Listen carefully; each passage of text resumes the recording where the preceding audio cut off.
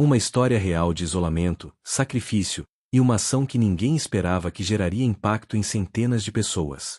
Se você pensa que conhece histórias de bondade, essa vai mudar sua perspectiva completamente.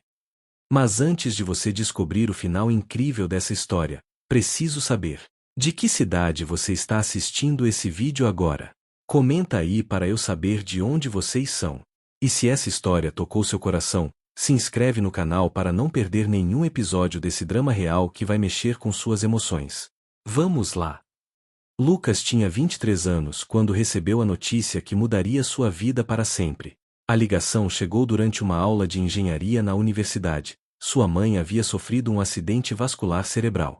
Quando chegou ao hospital, a encontrou deitada na cama, o lado esquerdo do corpo imobilizado, os olhos cheios de lágrimas que ela não conseguia enxugar. O médico explicou que, com fisioterapia e dedicação, ela poderia recuperar boa parte dos movimentos, mas o processo seria longo e exaustivo. Naquela noite, Lucas tomou a decisão que definiria os próximos 2 anos de sua existência. Trancaria a universidade e cuidaria da mãe pessoalmente. Seu pai havia falecido quando ele era apenas uma criança, deixando apenas lembranças vagas de um homem que trabalhava muito e sorria pouco. Sua mãe, Márcia, havia sido sua âncora, sua força, a mulher que trabalhou como enfermeira em 3 hospitais diferentes para mantê-lo alimentado, educado e seguro. Agora era sua vez de retribuir. Os primeiros meses foram devastadores. Lucas aprendeu rapidamente que cuidar de alguém não é romantizado nos filmes. Havia fraldas geriátricas para trocar, banhos quentes para dar com paciência infinita, exercícios de fisioterapia que faziam sua mãe chorar de dor e frustração. À noite, ele deitava na cama ao lado da dela, pronto para acordar se ela chamasse. Frequentemente acordava do chão, onde havia caído na tentativa de se levantar sozinha durante a madrugada. Seu apartamento no bairro de Vila Mariana, um daqueles conjuntos habitacionais construídos na década de 80, transformou-se em uma espécie de hospital domiciliar improvisado. A sala de estar virou quarto adaptado, o sofá seu leito quando conseguia dormir, a cozinha se tornava sua farmácia e cozinha terapêutica. Lucas preparava refeições nutritivas, controlava medicações, marcava consultas, preenchia a papelada do sistema de saúde que parecia especificamente desenhada para confundir pessoas desesperadas. Financeiramente, a situação era crítica. Seus poucos economias desapareceram com as primeiras contas médicas. Sua mãe recebia um pequeno benefício de invalidez, mas era longe de suficiente. Lucas trabalhou como freelancer à noite, desenvolvia pequenos sites para clientes pela internet, ganhando o suficiente para pagar aluguel e comida. Dormia apenas 3 ou 4 horas por noite, vivendo em um estado de exaustão crônica que se tornou sua nova normalidade. Seus amigos desapareceram gradualmente. Primeiro foram os convites para festas que ele recusava. Depois, as mensagens cada vez mais espaçadas. O isolamento social se tornou completo. Lucas era um homem invisível em seu próprio bairro, conhecido apenas pela mulher de cabelos brancos que o acompanhava em sua lenta caminhada até a fisioterapia uma vez por semana, ajudado por um andador que havia custado praticamente um mês de suas economias. Seu vizinho do apartamento de cima, um homem chamado Roberto, que ele via ocasionalmente no elevador ou na escada, parecia fazer parte daquele cenário de indiferença urbana. Lucas nunca havia conversado propriamente com ele, apenas trocado acenos desconfortáveis. Roberto era um homem de aproximadamente 55 anos, sempre vestido de forma elegante, geralmente com o celular pressionado contra a orelha, falando sobre negócios, números, prazos. Ele parecia pertencer a um universo completamente diferente do de Lucas, o universo dos que tinham dinheiro, dos que não passavam noites em claro com medo de que algo ruim acontecesse. 2 anos se passaram. 2 anos que pareceram uma década. Lucas se olhava no espelho e não reconhecia o rosto que via, havia envelhecido expressivamente. Os cabelos, antes totalmente negros, agora mostravam fios grisalhos nas têmporas. Os olhos, que um dia foram brilhantes e cheios de sonhos, agora eram ocos, marcados por um cansaço que nenhuma quantidade de sono poderia curar. Seu corpo havia enrugado sob o peso da responsabilidade, sua coluna curvada pelo tempo passado ajudando sua mãe a se levantar da cama. Mas havia progresso. Pequeno, mas real. Sua mãe havia recuperado uma parte significativa dos movimentos do braço direito. Com enorme esforço, conseguia andar com o andador por longas distâncias, seu rosto concentrado em cada passo como se estivesse a escalar uma montanha. A fala, que havia sido severamente afetada, havia se recuperado bastante, embora ainda houvesse momentos em que as palavras não saíam corretamente. Suas noites eram preenchidas com sessões de logopedia caseira, onde Lucas lia textos para ela, esforçando-se em não demonstrar a frustração quando a mãe temia nunca mais poder conversar normalmente. A vida financeira continuava em crise perpétua. Lucas havia perdido alguns clientes quando seus projetos começaram a atrasar. Trabalhar com uma mãe doente não oferecia a confiabilidade que os negócios exigiam. Seus ganhos oscilavam de 500 a 2.000 reais por mês, dependendo de quantos freelancers eram aceitos. Havia meses em que precisava escolher entre comprar remédios ou alimentos nutritivos. Nunca mencionava isso para sua mãe, mas ela sabia. As mães sempre sabem. O bairro onde moravam era uma mistura complexa de classes sociais. Havia apartamentos pequenos, como o seu, mas também edifícios mais modernos. Havia vizinhos ricos que raramente interagiam com vizinhos pobres, e uma camada média que tentava se manter relevante entre os dois mundos. Lucas conhecia muitos vizinhos pelo nome, não porque fossem amigos, mas porque os cruzamentos no elevador eram inevitáveis em um prédio de 8 andares. Roberto continuava sendo um rosto familiar mas desconhecido. Lucas havia aprendido, através de fragmentos de conversas ouvidas enquanto esperava o elevador, que Roberto era empresário, que tinha negócios em construção, que viajava frequentemente. Havia noites em que Lucas ouvia música alta vindo do apartamento de cima, seguida de risadas, conversas animadas. Ele imaginava a vida de Roberto como um contraste completo com a sua própria, cheias de festas, viagens, liberdade, dinheiro. Então, em uma terça-feira particularmente devastadora, tudo mudou. Lucas havia acordado aquela manhã para descobrir que sua mãe havia caído durante a noite. Ela estava deitada no chão do quarto, seu corpo frágil e dolorido, suas roupas sujas. Chorando de medo e frustração, ele a ajudou a voltar para a cama, verificando cuidadosamente se havia quebrado algo. Quando confirmou que os ossos estavam intactos, sentou no chão ao lado da cama e chorou também. Chorou porque estava cansado, porque era jovem demais para isso, porque não sabia se conseguiria continuar fazendo isso por mais um dia. Quando Lucas levantou-se para buscar toalhas limpas, batidas na porta o surpreenderam. Era uma batida firme, confiante, o tipo de batida que uma pessoa acostumada a dar ordens faria. Quando abriu a porta, encontrou Roberto, o vizinho misterioso do apartamento de cima, em pé no corredor. Ouvi barulho de queda, disse Roberto, seu rosto expressando preocupação genuína. Tudo bem? Precisa de ajuda? Foi naquele momento que Lucas, pela primeira vez em 2 anos, deixou sua dignidade de lado e disse a verdade a um estranho. Lucas não planejava contar sua história. Nas circunstâncias normais, teria agradecido educadamente e fechado a porta, voltando para suas preocupações privadas. Mas aquela manhã havia esgotado sua capacidade de manter a fachada. Talvez fosse a falta de sono, talvez fosse o peso acumulado de 2 anos de silêncio, ou talvez fosse simplesmente que havia algo em Roberto, uma qualidade de escuta autêntica em seus olhos, que o fez baixar suas defesas. Minha mãe caiu, explicou Lucas, sua voz quebrando. Ela sofreu um AVC há 2 anos. Estou cuidando dela sozinho. Ela precisa de uma troca de roupa e de um banho. Eu estava apenas. Roberto entrou no apartamento sem ser convidado, mas não de forma invasiva. Sua presença era calma, quase como se ele soubesse exatamente o que fazer naquele momento caótico. Ele seguiu Lucas até o quarto onde Márcia estava deitada, ainda choramingando levemente de medo e constrangimento. Oi, meu nome é Roberto, disse o vizinho, aproximando-se da cama com um sorriso genuíno. Você deve ser Márcia. Seu filho é uma pessoa extraordinária, você sabe? Poucas pessoas teriam a coragem de fazer o que ele está fazendo. Algo mágico aconteceu naquele momento. Márcia, que havia passado 2 anos se sentindo como um fardo, um peso, uma responsabilidade que consentia em existir apenas porque seu filho era bom demais para abandoná-la, viu-se através dos olhos de um estranho como alguém que merecia cuidado e dignidade. Suas lágrimas mudaram de natureza, deixaram de ser lágrimas de desespero e se tornaram lágrimas de alívio. Roberto ajudou Lucas a banhar Márcia com uma eficiência tranquila que sugeria experiência. Ele não fez perguntas desnecessárias, não oferecia pena, apenas ajudava. Quando terminaram e Márcia estava confortavelmente de volta à cama, limpa e com roupas frescas, Roberto se sentou em uma cadeira ao lado dela. Você trabalha cuidando de pessoas, Roberto? Perguntou Márcia, sua fala ainda ligeiramente arrastada, mas perfeitamente compreensível. Não, não trabalho, respondeu Roberto. Tenho negócios em construção. Mas minha mãe também sofreu um acidente há muitos anos.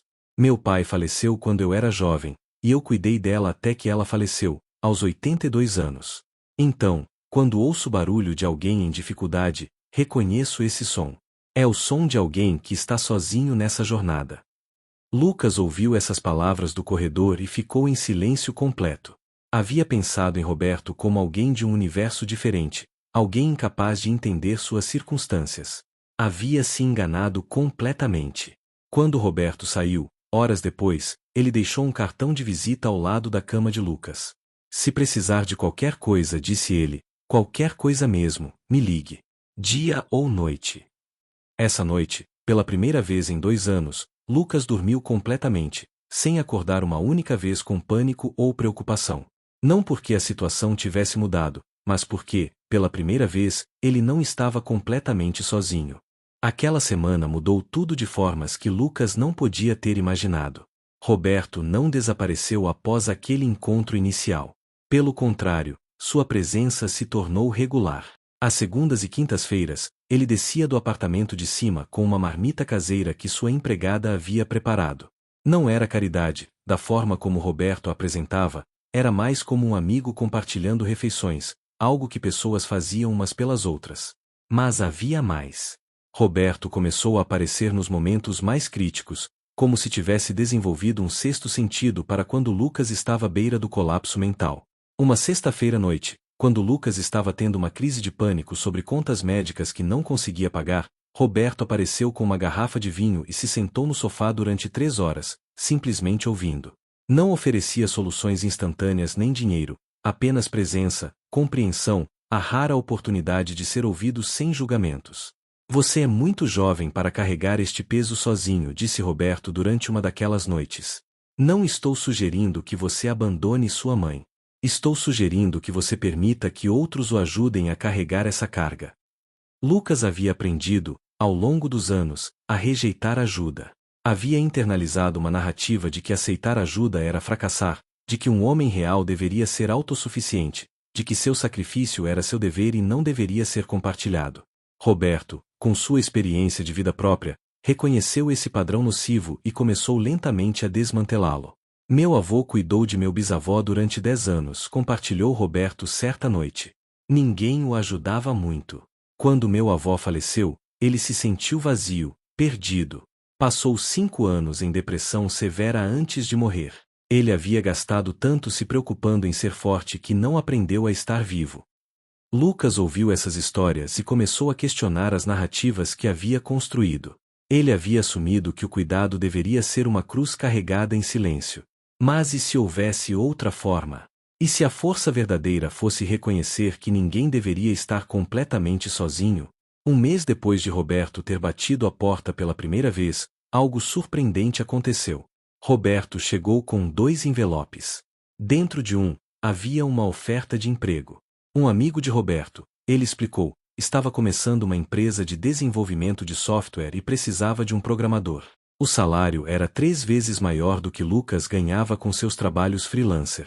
Não era caridade. Roberto havia mostrado exemplos do trabalho de Lucas a seu amigo, que havia se impressionado. Você pode trabalhar de casa, com horários flexíveis, explicou Roberto.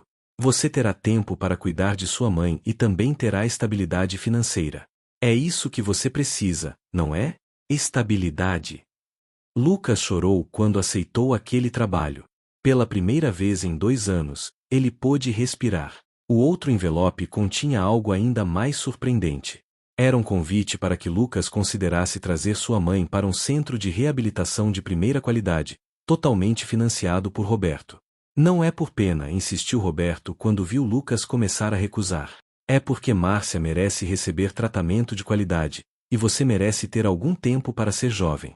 Você pode visitá-la todos os dias se quiser, mas ela estará recebendo cuidados profissionais que nem você nem eu podemos fornecer. A resistência de Lucas recuou. Ele havia visto sua mãe sofrer, Havia visto como as limitações de seus próprios conhecimentos às vezes causavam mais frustração do que alívio. A ideia de que ela recebesse cuidados profissionais enquanto ele mantinha seu emprego e sua vida era quase muito bom para ser verdade. Por que você está fazendo isso? Perguntou Lucas uma noite. Nós não somos amigos. Você não nos conhece. Por quê? Roberto sorriu tristemente. Porque alguém deveria ter feito isso por mim, respondeu ele. Quando cuidei de minha mãe, eu estava tão isolado, tão desesperado. Eu perdi anos de minha vida porque estava muito ocupado tendo pena de mim mesmo para permitir que outros me ajudassem. Estou fazendo isso porque você merece melhor. E porque, francamente, a vida é muito curta para não fazer coisas boas quando você tem o poder de fazê-las. 3 meses depois, Lucas estava vivendo uma vida que parecia pertencer a outra pessoa. Ele trabalhava como programador sênior em uma empresa de software em crescimento, ganhando um salário que lhe permitia mais do que apenas sobreviver. Ele podia planejar, poupar, sonhar. Sua mãe estava em um centro de reabilitação que era praticamente um spa comparado ao que ele havia conseguido oferecer em casa. Profissionais treinados trabalhavam com ela durante o dia, fornecendo fisioterapia de primeira qualidade, logopedia, exercícios cognitivos.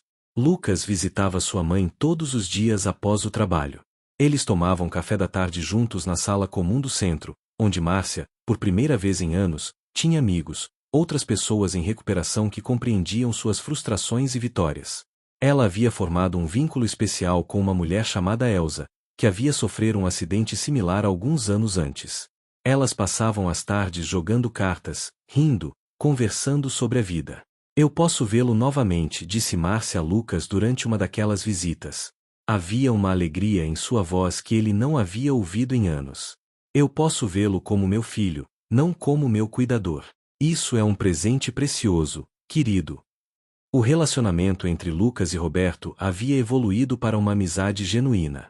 Roberto havia se tornado mais do que um vizinho generoso. Ele era um mentor, um amigo, uma ponte entre o mundo de Lucas e possibilidades que ele nunca havia imaginado. Eles jantavam juntos frequentemente, conversavam sobre negócios, sobre vida, sobre as cicatrizes que ambos carregavam. Certa noite, durante um jantar no apartamento de Roberto, Lucas finalmente fez a pergunta que havia estado formando há meses.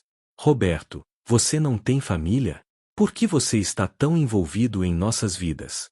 Não estou reclamando, mas parece que você está sozinho também.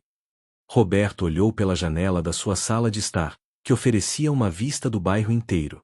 Ele respirou fundo antes de responder. Após a morte de minha mãe, eu me joguei completamente no trabalho. Construí um negócio multimilionário. Tenho dinheiro mais do que poderia gastar em 10 vidas. Mas quando você está sozinho, quando não tem ninguém com quem compartilhar suas vitórias ou fracassos, todo esse sucesso se torna vazio. Conheci uma mulher anos atrás, tive um relacionamento breve, mas pedi a ela para sair porque estava com medo. Medo de ser vulnerável novamente. Medo de sofrer. E ela foi embora. Ele pausou, seus olhos retornando ao presente. Depois disso, eu tive décadas de solidão, continuou Roberto. Viagens de negócios solitárias, apartamentos vazios, restaurantes caros onde eu comia sozinho. Eu percorri o mundo, mas sentia como se estivesse preso em uma bolha de isolamento. Quando vi você com sua mãe no corredor, quando ouvi sua luta, reconheci algo em você, reconheci o homem que eu tinha sido, e percebi que talvez ainda fosse possível quebrar aquele padrão. Talvez ajudando você, eu pudesse aprender a viver novamente. Lucas não encontrou palavras para responder, então simplesmente colocou a mão no ombro de Roberto. Aquele toque silencioso comunicava compreensão completa. Nos meses seguintes, algo inesperado aconteceu. Roberto começou a sair novamente, a viajar por prazer em vez de negócios, a permitir-se conexões sociais que havia rejeitado por tanto tempo. Lucas havia se tornado um espelho para ele, lembrando que a vida é mais do que conquistas profissionais, que a vida é construída em conexões, em momentos compartilhados, em pessoas que se importam umas com as outras. A mãe de Lucas, durante um de seus momentos particularmente claros, puxou Lucas para o lado durante uma visita. Ele está apaixonado por você, disse ela simplesmente.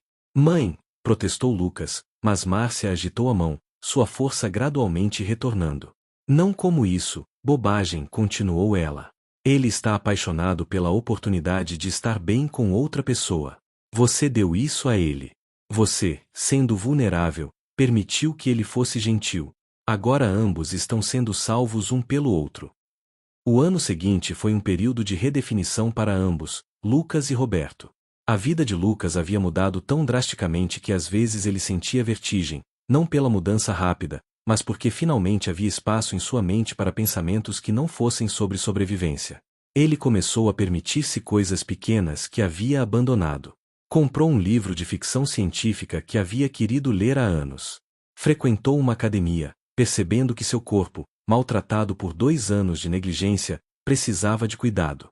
Saiu com amigos que reapareceram na sua vida, felizes em descobrir que ele ainda existia além de seu papel de cuidador.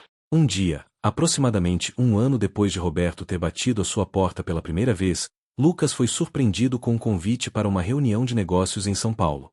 Sua empresa estava expandindo, e eles queriam que ele apresentasse um dos principais projetos em que havia trabalhado. Era uma viagem de 2 dias, uma oportunidade de networking genuína. Quando mencionou isso para Roberto, seu amigo sorriu.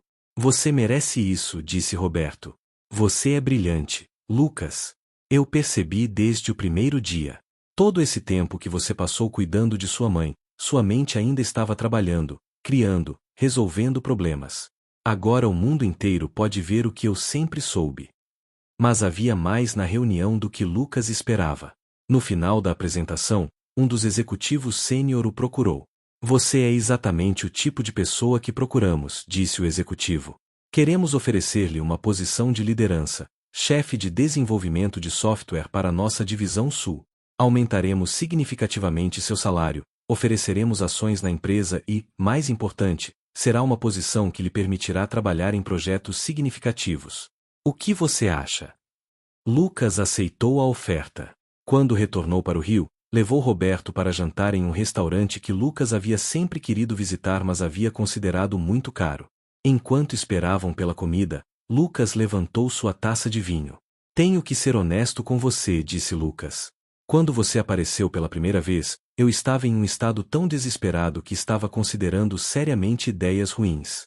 Estava considerando colocar minha mãe em uma instituição pública inadequada e talvez, não importa. O ponto é que você apareceu, e tudo mudou. Eu não tenho palavras para agradecer.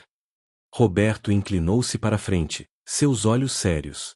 Lucas, você não precisa agradecer. Mas deixe-me ser claro sobre algo. Você não teria chegado onde chegou sem trabalho incrivelmente duro. Você não teria capturado a atenção daquele amigo meu, que te ofereceu o primeiro emprego, se não fosse extremamente talentoso. Você não teria sido promovido se não merecesse isso. Eu não o salvei, eu apenas removi alguns obstáculos da sua jornada. O resto foi você. Então nós nos salvamos um ao outro, perguntou Lucas. Exatamente, confirmou Roberto. Você me salvou mostrando que ainda era possível importar-se genuinamente por alguém. Que ainda era possível estar sozinho. Eu o salvei oferecendo estrutura e apoio. Mas a verdade é que ambos estávamos precisando um do outro muito antes de nos conhecermos. O universo apenas conectou os pontos no momento certo. Conforme o relacionamento entre Lucas e Roberto se aprofundava, algo interessante começou a acontecer no prédio. Outros vizinhos começaram a notar a mudança em ambos. O rosto de Lucas havia recuperado alguma cor, havia vida em seus olhos novamente. Roberto havia começado a sorrir mais frequentemente, e havia jovialidade em sua presença. Lentamente, sem planejamento, aqueles dois se tornaram figura conhecida de conexão no bairro. Era como se aquele ato inicial de quindade houvesse criado ondas que continuavam expandindo-se. Um vizinho do primeiro andar, uma viúva chamada Dona Teresa, havia sofrido uma queda. Quando a encontrou no corredor, Lucas e Roberto a ajudaram imediatamente, visitaram-na regularmente na recuperação, e eventualmente a ajudaram a contratar uma enfermeira domiciliar quando foi claro que ela também precisaria de cuidados. Uma família nova se mudou para o prédio, uma mãe solo com 2 crianças, lutando financeiramente. Roberto, percebendo a dificuldade, ofereceu ajuda para lidar com papelada de benefícios governamentais e até ofereceu trabalho para a mãe no departamento administrativo de sua empresa. Uma criança do 8º andar havia sido diagnosticada com câncer. Lucas, que havia vivenciado a proximidade da morte, compreendeu o pânico que seus pais estavam experienciando. Ele regularmente verificava como a criança estava, trazendo presentes, oferecendo apoio silencioso durante os dias mais sombrios. O que começou como um ato de quindade privada entre dois vizinhos havia evoluído para algo maior, uma rede informal de suporte comunitário que não se baseava em palavras mas em ações concretas. Uma noite, durante uma ceia de Natal que Lucas havia organizado no apartamento de Roberto, que era maior e mais adequado para a hospitalidade, Dona Teresa observou Lucas circular pela sala, conversando com vizinhos, rindo genuinamente. Você sabe, disse ela para Roberto, que estava em pé ao seu lado, quando você cuidava de sua mãe, você estava sozinho. Agora, você ajudou a criar algo que nunca existiu antes neste prédio. Você criou comunidade. Roberto encarou ao redor da sala. Havia cerca de 20 pessoas, vizinhos que em circunstâncias normais teriam passado uns pelos outros sem nunca conversar propriamente. Agora havia risadas, histórias compartilhadas, crianças correndo ao redor enquanto adultos supervisionavam coletivamente. Não foi só eu, disse Roberto, sorrindo. Foi também Lucas. Foi cada pessoa aqui escolhendo importar-se um pouco mais do que era esperado. É assim que mundos mudam, não através de grandes gestos, mas através de pequenas escolhas repetidas de quindade. Aproximadamente 18 meses após o encontro inicial, Roberto convidou Lucas para uma conversa séria. Havia algo em seu tom que comunicava importância, não crises, mas significância. Sentaram-se em um café próximo ao prédio, longe de olhares indiscretos do prédio. Tenho algo para contar você, começou Roberto. Sobre por que realmente ajudei você. Lucas franziu a testa, confuso.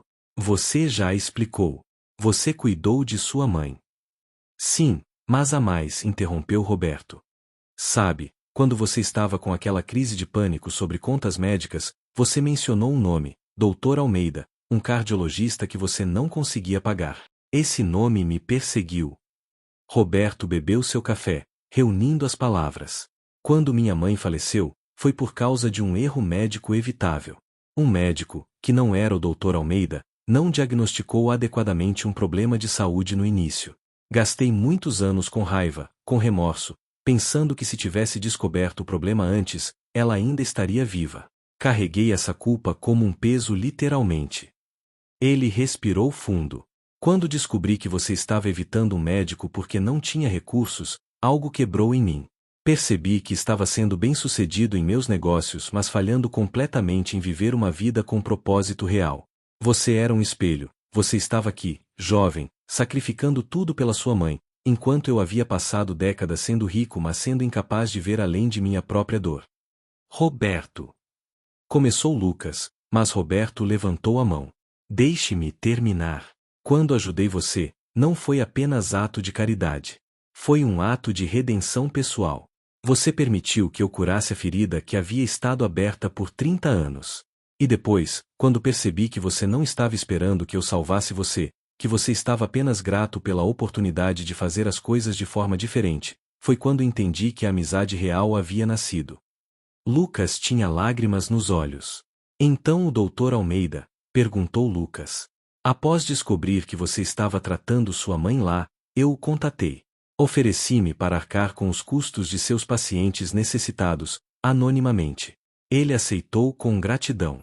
Atualmente, dezenas de pessoas recebem cuidamento cardiológico de qualidade porque eu decidi que a redenção verdadeira não é sobre aliviar a culpa pessoal, é sobre criar mudanças positivas no mundo. Você está financiando medicina para pessoas aleatórias? Perguntou Lucas, incrédulo. Através de minha fundação, sim, confirmou Roberto. Depois de ajudá-lo, percebi que havia acumulado riqueza que não necessitava e capacidade para fazer diferença real. Então, criei. E você se tornou meu consultor voluntário. Você nos ajuda a identificar pessoas e situações onde suporte financeiro poderia oferecer alívio máximo. Lucas sentou-se em silêncio por um longo tempo, processando tudo o que havia ouvido. Você está me dizendo que toda essa ajuda que recebi, não foi apenas você sendo generoso? Que havia uma estrutura maior por trás? Não é bem assim, respondeu Roberto cuidadosamente. A ajuda que você recebeu foi absolutamente genuína. Mas sim, há algo maior acontecendo. Depois de ajudá-lo, criei uma fundação que agora opera em diferentes cidades. Ajudamos cuidadores familiares, pessoas em situações de crise financeira devido a problemas de saúde, crianças que precisam de suporte educacional. É nosso trabalho agora, meu e de muitos outros que se juntaram à causa. Lucas sentia uma mistura de emoções, gratidão, um toque de inadequação, mas principalmente uma sensação de que sua jornada havia se expandido de forma que ele nunca havia imaginado.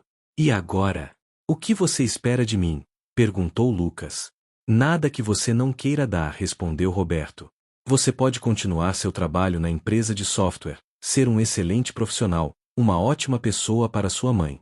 Mas se quiser, você também pode nos ajudar. Você tem uma compreensão de como é estar naquela situação que a maioria das pessoas nunca terá. Você pode ser uma voz, um mentor para outras pessoas que estão onde você estava. O ano seguinte foi de transformação profunda para Lucas. Ele manteve seu trabalho na empresa de software, havia recebido promoção novamente e agora liderava uma equipe de 12 programadores. Mas ele havia adicionado uma nova dimensão à sua vida, tornou-se consultor voluntário para a Fundação Roberto, que havia adquirido um nome oficial, Fundação Próximo Passo, focada em apoiar cuidadores familiares em situações de crise. Sua primeira missão havia sido visitar Dona Teresa e documentar sua história. Não como um caso de caridade, mas como um testamento de resiliência humana. Dona Teresa, que havia visto seu marido falecer e depois havia sofrido sua própria queda, havia encontrado suporte não apenas material mas também emocional. Agora, aos 73 anos, ela voluntariava na biblioteca comunitária e ajudava outras mulheres viúvas a navegar os burocracia da morte e perda. Você sabe, havia dito Dona Teresa a Lucas durante uma daquelas visitas, quando você apareceu em minha vida, eu pensei que era o fim. Pensava que havia vivido minha melhor vida, que agora era apenas esperar. Mas você e Roberto me lembraram que a vida continua, que há pessoas dispostas a cuidar, que eu ainda tinha contribuições a fazer. A criança do 8º andar, cuja luta contra o câncer havia tocado profundamente a comunidade do prédio, completou seu tratamento. Era uma menina de 11 anos chamada Sofia. Sua mãe havia entrado em uma depressão severa durante o tratamento. O medo, a incerteza, os custos. Roberto havia oferecido suporte financeiro e também havia conectado a mãe com um grupo de apoio de outros pais que haviam passado pela mesma experiência. Sofia, reconhecendo tudo que havia recebido, começou a visitar outros pacientes pediátricos no hospital onde havia sido tratada, oferecendo sua própria perspectiva, seu próprio encorajamento. Aos 11 anos, ela havia compreendido uma verdade que muitos adultos levam uma vida inteira para aprender, que o significado não vem do que você recebe, mas do que você é capaz de oferecer. A mãe solo do 1º andar, Cristina, havia florescido sob o apoio da fundação. Depois de 6 meses trabalhando no departamento administrativo de Roberto, ela havia sido treinada e promovida para um papel de gerente de projeto. Seus filhos, que haviam sido inscritos em programas de bolsa da fundação, estavam se destacando na escola. A maior mudança, porém, havia sido em sua confiança. Ela havia passado de uma mulher derrotada pela vida para uma mulher que acreditava em seu próprio futuro. Uma noite, Roberto convidou Lucas para uma reunião especial da fundação. Havia aproximadamente 50 pessoas reunidas, cuidadores familiares, pessoas que haviam sido ajudadas, voluntários, e profissionais de saúde mental e física que apoiavam o trabalho da fundação. Durante a reunião, Roberto contou uma história que Lucas nunca havia ouvido. A história completa sobre a morte de sua mãe, sobre seus anos de isolamento, sobre a luta silenciosa que havia enfrentado enquanto construía seu império financeiro. Eu estava fracassando na coisa mais importante da vida, havia admitido Roberto diante daquele grupo. Eu estava fracassando em estar presente, em amar, em receber amor. Eu estava construindo um castelo enquanto meu próprio coração desmoronava. Então este homem, ele apontou para Lucas, este homem extraordinário, chegou às minhas portas, não pedindo nada além de simpatia humana, e me mostrou o caminho de volta para a humanidade. Lucas sentiu seu rosto queimar quando todos se viraram para olhá-lo. Roberto continuou. A Fundação Próximo Passo não surgiu de minha bondade. Surgiu do fato de que eu estava quebrado e foi consertado através da conexão com outra pessoa. Agora, temos a oportunidade e a responsabilidade de estender essa reparação, essa conexão, para outras pessoas. Porque a verdade que aprendemos é que ninguém deveria estar sozinho em suas maiores lutas. 3 anos após aquele primeiro encontro entre Lucas e Roberto, o prédio onde moravam havia se transformado. Não fisicamente, as estruturas eram as mesmas, mas em espírito, em propósito, em como as pessoas interagiam umas com as outras. A Fundação Próximo Passo havia expandido para outras cidades. Havia um pequeno escritório em São Paulo, outro em Belo Horizonte. Centenas de famílias haviam sido ajudadas.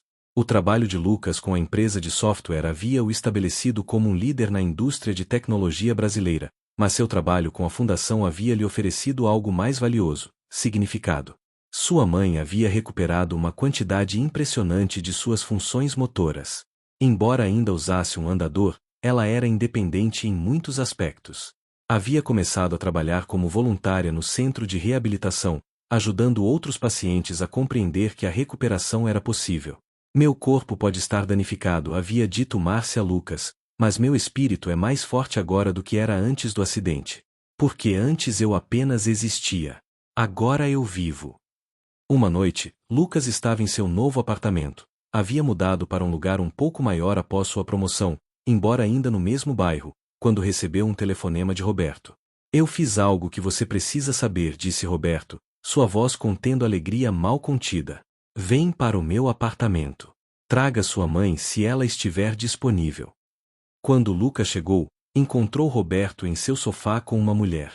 Era uma mulher de aproximadamente 55 anos, com cabelos grisalhos naturais, com um rosto que exibia tanto força quanto vulnerabilidade. Lucas, quero apresentá-lo a Beatriz, disse Roberto, e Lucas notou algo em seu rosto que nunca havia visto antes, a expressão de alguém profundamente apaixonado.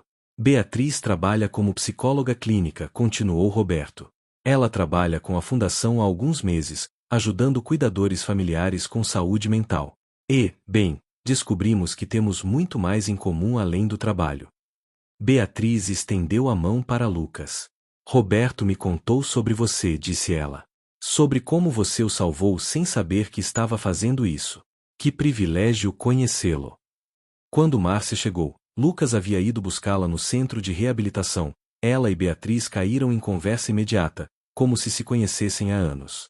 Havia uma qualidade maternal em Beatriz que preenchia os espaços vazios que a vida havia deixado em Roberto. Mais tarde aquela noite, depois que Márcia havia retornado ao centro e Beatriz havia ido para casa, Roberto e Lucas estavam em pé na varanda de seu apartamento, observando a cidade se desenrolar abaixo deles. Ela me salvou, disse Roberto simplesmente. Da mesma forma que você me salvou. A solidão quebra pessoas, Lucas. Elas quebra lentamente, de formas que ninguém consegue ver inicialmente. Mas quando você permitir que alguém entre, quando você permitir que se conecte genuinamente com outra pessoa, bem, é quando compreendemos por que estamos vivos. Você é feliz? Perguntou Lucas. Incomparavelmente, respondeu Roberto. E, Lucas, essa felicidade não seria possível se você não tivesse vindo para minha porta naquele dia, tão desesperado, precisando de ajuda. Porque através de ajudá-lo, aprendi que a vida é maior quando compartilhada. 5 anos após aquele encontro fatídico no corredor, Lucas estava apresentando um seminário para empresas sobre programação orientada a objetos quando seu celular vibrou. Era uma mensagem de Roberto. Você viu as notícias? A fundação foi mencionada no relatório de impacto social do governo. Somos um modelo de sucesso. 523 famílias foram diretamente ajudadas este ano. Lucas sorriu, terminou sua apresentação e, durante o intervalo, abriu o relatório em seu laptop. Lá estava, uma seção inteira dedicada à Fundação Próximo Passo, descrevendo como uma organização nascida da bondade pessoal havia se expandido para se tornar um modelo de intervenção comunitária que outras cidades agora estavam replicando. O relatório contava histórias de Dona Teresa, agora aos 75 anos, que havia se tornado uma conselheira informal para mulheres viúvas em seu bairro, histórias de Sofia, que havia criado um programa de visitantes em hospitais pediátricos, histórias de Cristina, que havia aberto sua própria pequena empresa com capital inicial fornecido pela fundação. Mas também contava a história de Lucas e Roberto, não como nomes de líderes, mas como exemplo de como duas pessoas, em uma situação comum de isolamento urbano, haviam decidido importar-se, e como aquele cuidado havia criado ondulações que continuavam se expandindo. Naquela noite, a fundação organizou um evento de comemoração. Era um coquetel elegante em um espaço alugado no centro da cidade, onde governantes, empresários, profissionais de saúde e, mais importante, os beneficiários da fundação se misturavam. Lucas viu sua mãe rindo com Beatriz, as duas mulheres que amava conversando como amigas de longa data. Viu Sofia apresentando seus dados sobre o impacto do programa de visitantes pediátricos. A menina que havia sido paciente agora era uma pesquisadora em formação, apaixonada por advocacia em saúde. Roberto estava em pé próximo, conversando com o diretor de uma grande corporação que havia expressado interesse em ampliar o financiamento da fundação. Mas, quando viu Lucas entrando, Roberto desculpou-se e foi ao seu encontro. Você conhece a melhor parte? Perguntou Roberto, seus olhos brilhando. Você sabe o que realmente tornou tudo isso possível? Não, respondeu Lucas. Conte-me. A decisão de duas pessoas de simplesmente verem uma outra, disse Roberto. Não como estrangeiros, não como vizinhos em apartamentos diferentes, mas como seres humanos que precisam um do outro. Você não pediu ajuda porque esperava que alguém oferecesse. Estava apenas vivendo sua vida da melhor forma que sabia. Eu não ofereci ajuda porque procurava maneiras de me redimir. Eu estava apenas escutando. E daquele momento de escuta genuína nasceu uma amizade, e dessa amizade nasceu uma fundação, e dessa fundação nasceu esperança para centenas de pessoas. Lucas colocou o braço ao redor do ombro de Roberto, um gesto que havia se tornado habitual entre eles, simples, sem necessidade de explicação. Você sabe o que é incrível? Disse Lucas. Quando você apareceu naquela porta, eu pensava que o final da minha história seria a resignação, que passaria o resto da vida cuidando de minha mãe, que tudo que eu havia sacrificado teria desperdiçado meus anos valiosos. Mas você me mostrou que não era o fim. Era apenas o meio da história. O final está sendo escrito agora, e é infinitamente melhor do que eu poderia ter imaginado. Mais tarde naquela noite, quando os eventos se dissipavam e as pessoas voltavam para suas casas, Lucas ficou para trás para ajudar a limpar o espaço. Enquanto dobrava cadeiras e limpava mesas, ele refletiu sobre a jornada, sobre como uma vida pode mudar completamente com a presença de uma única pessoa que escolhe importar-se. Ele pensou em todos os Lucases por aí, pessoas carregando peso sozinhas, acreditando que ninguém deveria incomodar-se. E pensou em todos os Robertos, pessoas com recursos e capacidade que nunca se conectavam com aqueles que precisavam, porque a vida urbana moderna as havia condicionado a olhar apenas para seus próprios apartamentos e nunca para além. Quando terminou, Lucas caminhou pela rua em direção ao apartamento. Era uma noite clara, e as estrelas eram visíveis acima da cidade. Ele pegou o telefone e mandou uma mensagem para Roberto. Obrigado por bater na porta. Obrigado por ter visto alguém que importava. Você mudou não apenas minha vida, mas as vidas de centenas de pessoas. A resposta chegou alguns minutos depois. Você é quem me permitiu mudar. Você foi vulnerável o suficiente para aceitar ajuda, e forte o suficiente para reconhecer que isso não era fraqueza. Esse é o verdadeiro poder, Lucas. E enquanto Lucas caminhava pelas ruas tranquilas de seu bairro, compreendeu a verdade completa da história que estava vivenciando. Não era uma história sobre um vizinho que aparece e salva um jovem em dificuldade. Era uma história sobre como duas pessoas solitárias, vivendo vidas paralelas de isolamento, finalmente se viram uma a outra. Era uma história sobre como a comunidade não é construída através de grandes gestos, mas por meio de pequenos atos de presença autêntica. Era uma história sobre como a bondade genuína, oferecida sem expectativa de retorno, se multiplica de maneiras que ninguém consegue prever. E era uma história que continuava. Em cada apartamento que Lucas passava, havia histórias semelhantes esperando para acontecer. Havia Lucas esperando por seus Robertos. Havia Robertos procurando propósito em suas vidas vazias de sucesso material. E havia a oportunidade, sempre havia a oportunidade, de simplesmente bater na porta e dizer: ouvi que você está tendo dificuldades. Posso ajudar? Naquela noite, Lucas fez uma promessa silenciosa a si mesmo. Nunca passaria por alguém em dificuldade sem reconhecer sua luta. Nunca teria sucesso sem lembrar de onde havia vindo. Nunca deixaria de reconhecer que a maior riqueza da vida não é material, é conexão, é comunidade, é estar presente para outro ser humano em seus momentos mais sombrios. E assim, a história de um jovem cuidando de sua mãe doente, de um vizinho que apareceu e fez algo que ninguém esperava, tornou-se a história de uma fundação, de uma comunidade transformada, de uma cidade que aprendeu que o isolamento não é a única opção. Porque, no final, a verdade mais simples é também a mais poderosa: ninguém deveria estar sozinho. E aqueles com a capacidade de se conectar e ajudar têm não apenas o direito, mas a responsabilidade de fazê-lo. A história de Lucas e Roberto não terminou naquela noite de celebração. Estava apenas começando, um novo começo a cada dia, com cada vida tocada, com cada porta em que alguém escolhe bater.